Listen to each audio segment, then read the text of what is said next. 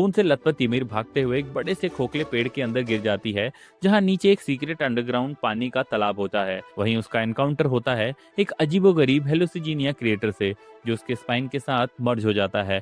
उस एक्सचेंज में ymir को मिलती है एक टाइटन फॉर्म, जिसे वो इंस्टेंटली कंट्रोल कर लेती है, एक ह्यूज क्रिएचर शायद 250 मीटर का। ये फॉर्म देखते ही सारे शिकारी शॉक्ड हो जाते हैं, पर इस पावर को यूज करके भी ymir भागने के बजाय वापस एल्डियंस के पास आ जाती है और राजा को अपनी पावर ऑफर करती है। राजा मान जाता है और उसे अपना पर्सनल सर्वेंट बना लेता है। इसके बाद 995 BSC में ymir राजा फ्रिथ के साथ काम करती है, उसके एनिमीज को क्रश करती है, उसके ब्रिजेस बनाती है, रोड पेव करती है और आखिरकार उससे शादी भी करती है। उन दोनों के बीच शादी होती है, लेकिन राजा फिर भी उसे एक वेपन की तरह ही ट्रीट करता है। दोनों की 3 बेटियां होती हैं, सीना, रोज और मारिया। एक दिन एक सोल्जर जो किसी हार चुके किंगडम से भर्ती हुआ था, राजा फ्रिट्स पर हमला कर देता है। ymir बिना सोचे समझे राजा के सामने आ जाती है और भाला उसे लग जाता है। राजा उसे उठने को और हील होने को कहता है, लेकिन थकी हुई ymir मरने का फैसला करती है। राजा जो पावर खोना नहीं चाहता था, वो ymir के शरीर को टुकड़े टुकड़े करवा कर अपनी तीनों बेटियों को खिला देता है, जिससे वो सब टाइटन पावर्स इनहेरिट करती हैं।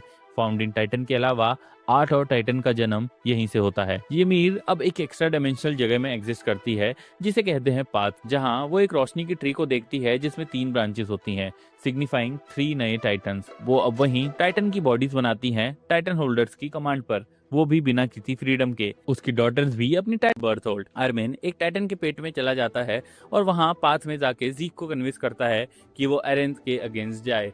जीक एग्री करता है और लीवाई उसका सर काट देता है। यहीं आर्मिन अपने कोलोसल टाइटन फॉर्म में आता है और फाउंडिंग टाइटन का बॉडी डिस्ट्रॉय कर देता है, लेकिन एरन खुद भी एक कोलोसल टाइटन बन जाता है और आर्मिन से लड़ता है। आर्मिन उसके डांटों में एक पंच मारता है और मिकासा एरन के मुंह के अंदर जाकर उसका असली सर ढूंढ के उसे मार देती है। इससे ymir फाइनली अपने ऑब्सेसिव लव और स्लेवरी से फ्री हो जाती है। टाइटन का एरा ऑफिशियली एंड हो जाता है, लेकिन इसका कॉस्ट बहुत बड़ा होता है। 80% वर्ल्ड पॉपुलेशन एरन के रमलिंग के चलते मारी जाती है। हिस्टोरिया का बेबी भी होता है और माले दुनिया के साथ मिलके एल्डिया के साथ पीस बनाने की कोशिश करता है। मिकासा एरन का सर उसकी फेवरेट ट्री के नीचे दफनाती है, वहीं जहां से ये स्टोरी स्टार्ट हुई थी। इसके बाद ईयर 857 में स्काउट्स ऑफ पैराडाइज और बाकी वर्ल्ड के बीच पीस टॉक्स के लिए एम्बेसडर बन जाते हैं। शांति का ये टाइम काफी देर तक चलता है। फ्यूचर में स्काउट्स कभी कभी, लेकिन उसकी हालत अभी भी बहुत ज्यादा खराब है। अब डिसीजन लीवाई के ऊपर होता है कि वो अरविन को बचाए या अरविन को। एंड में जब अरविन खुद मना कर देता है, तब लीवाई अरविन को बचाता है और बेर्थोल्ट को उसको खिला के कोलोसल टाइटन बना देता है। उसके बाद सब लोग बेसमेंट जाते हैं और वहां उन्हें पता चलता है कि समुद्र के उस पार एक और सिविलाइजेशन है जो कि काफी रेसिस्ट है। फिर एरन को और मिकासा को जेल में डाल दिया जाता है क्योंकि उन्होंने लीवाई पे अटैक किया था, अरविन को रिवाइव ना करने के डिसीजन को लेकर।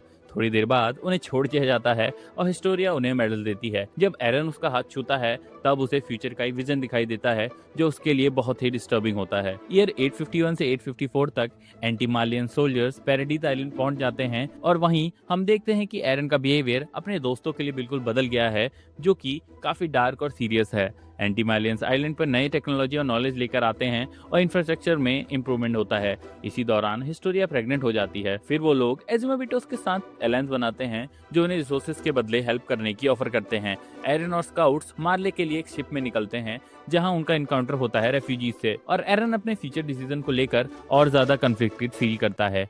एक मीटिंग के दौरान जब मार्ले पैराडीज पर वॉर डिक्लेयर करने की प्लानिंग करता है, तब एरन का मन पक्का हो जाता है। वो डिसअपीयर हो जाता है और मार्ले में एक वॉर वेटेरन क्रूगर के नाम से घुस जाता है। मिड ईस्ट वॉर के टाइम पे वॉरियर्स एक्सेप्ट करते हैं कि उनकी फेलियर की वजह से ही ये वॉर हुआ है। रायनर फोर्ट स्लावा में ड्रॉप होता है और जीक मिड ईस्ट अलायंस का फ्लीट डिस्ट्रॉय कर देता है। इस वॉर के खत्म होने के बाद टाइबर फैमिली वर्ल्ड को लिबिरू बुलाती है, जहां वेली टाइबर ट्रूथ रिवील करता है ग्रेट टाइटन वॉर का, और एरन को विलेन बनाकर प्रेजेंट बनती है कार्ड टाइटन। ये लोग पैराडीज आइलैंड जाने के लिए ग्रूम होते हैं फाउंडिंग टाइटन को रिक्लेम करने के मिशन पर। बैटलफील्ड में ये लोग अपने आप को बार बार प्रूव भी करते हैं। एनी का कहना था कि फीमेल टाइटन की एडेप्टेबिलिटी देखकर बालियंस उसे घटिया से घटिया चीजें खिलाते हैं ताकि वो और पावरफुल हो जाए। जब ये लोग मार्ले में परेड कर रहे होते हैं, रायनर अपने रियल फादर से मिलता है, लेकिन उसका बाप उसे रिजेक्ट कर देता है, जो रायनर के सपने तोड़ देता है। इसी टाइम पे लीवाई को सर्वे कॉप ज्वाइन करने का ऑफर मिलता है और वो हाँ कह देता है। वहीं हम देखते हैं कि मिकासा एकरमैन और उसकी फैमिली एक केबिन में शांति से रहते हैं।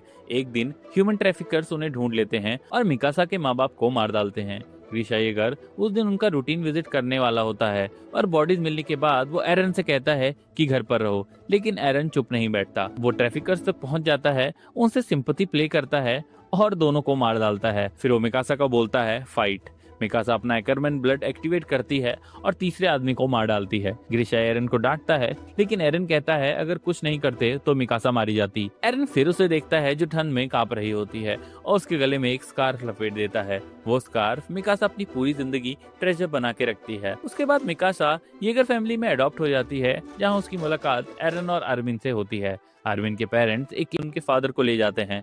अरविंद फिर उनसे कभी नहीं मिलता। इसी दौरान फ्रीडा रीस का जन्म होता है और टॉम जेवर बीस टाइटन इनहेरिट करता है। A29 में यूरी रीस अपने पिता से फाउंडिंग टाइटन इनहेरिट करती है। केनी एकरमैन जो अब तक जिंदा है अपने क्लैन के ऊपर होने वाले अत्याचारों के बारे में जानता है और डिसाइड करता है कि वो किंग को मार देगा। वो किंग यूरी रीस पर अटैक करता है, लेकिन फेल हो जाता है। यूरी उसे माफ कर देता है, माफी मांगता है और उससे फर्स्ट इंटीरियर स्क्वाड ज्वाइन करने का ऑफर देता है। केनी यूरी की शांति देखकर जेलस हो जाता है और उसके अंदर फाउंडिंग टाइटन की पावर पाने की इच्छा जागती है। मार्ले तब तक डिसाइड करता है कि वो पैराडाइज आइलैंड के नीचे के रिसोर्सेज चाहता है और वो 7 टाइटन को इनहेरिटेंस के लिए फाउंडिंग टाइटन के अलावा 8 और टाइटन का जन्म यहीं से होता है। ये मीर अब एक एक्स्ट्रा डायमेंशनल जगह में एग्जिस्ट करती है जिसे कहते हैं पाथ, जहां वो एक रोशनी की ट्री को देखती है जिसमें 3 ब्रांचेस होती हैं, सिग्निफाइंग 3 नए टाइटन्स। वो अब वहीं टाइटन की बॉडीज बनाती हैं टाइटन होल्डर्स की कमांड पर, वो भी बिना किसी फ्रीडम के। उसकी डॉटर्स भी अपनी टाइटन पावर 13 साल तक यूज कर पाती हैं,